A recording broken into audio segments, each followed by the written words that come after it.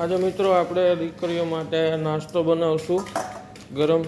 તો આપણે આજે રવા ઉપમા બનાવશું, સૂજી ઉપમા.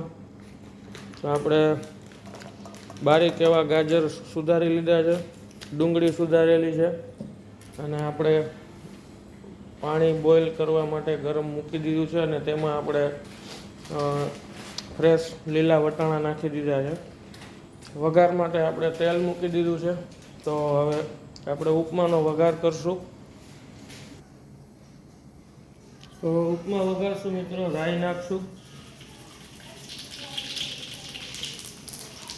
સૂકા મરચાં નાખશું,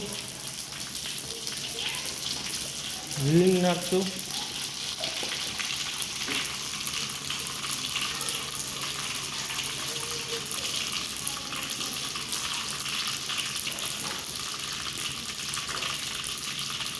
મીઠો લીમડો નાખશું, કડી પત્તા,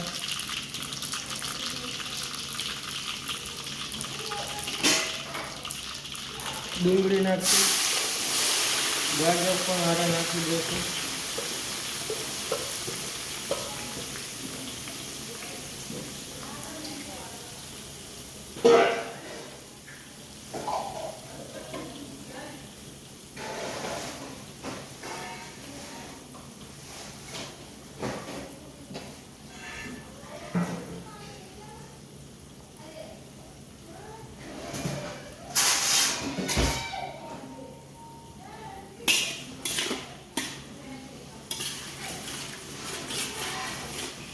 તો ગાજર અને ડુંગળી આપણે તેલમાં શેકી લઈશું. આ બાજુ આપણે પાણી બોઇલ થઈ ગયું છે, તો બંધ કરી દઈશું.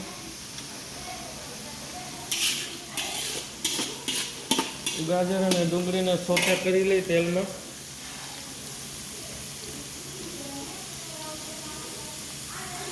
અને ઉપમા માટે આપણે રવો પહેલેથી શેકી લીધો છે, સૂજીને આપણે શેકીને રાખી દીધો છે પહેલેથી. આપણે હારે ચણાની દાળ અને અડદની દાળ પણ શેકીને રાખી દીધી છે. એટલે મીઠું નાખતું મિત્રો સ્વાદ મુજબ.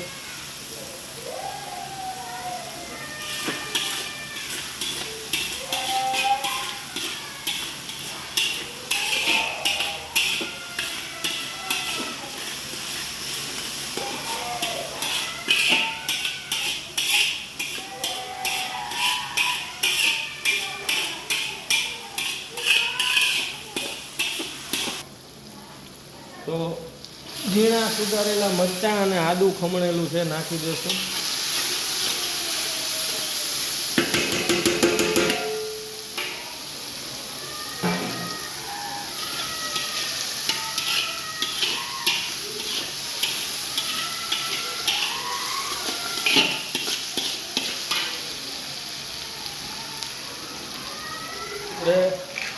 થોડોક મિત્રો સાંભર મસાલો નાખશું ઉપમામાં, સ્વાદ આવશે, સારો એવો સ્વાદ આવે. સાઉથનો સ્વાદ આવે આમાં, સાઉથ સ્ટાઇલમાં. ઓપ્શનલ છે, પણ સાંભર મસાલો નાખવાથી ઉપમા ટેસ્ટી લાગશે.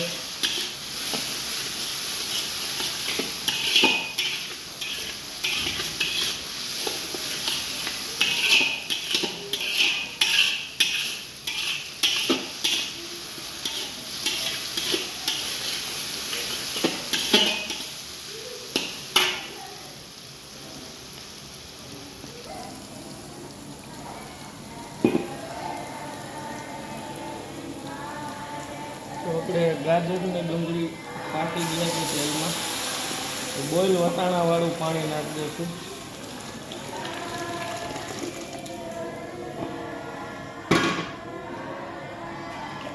હવે પાણીને આપણે ઉકાળી લઈશું પાછું એકવાર.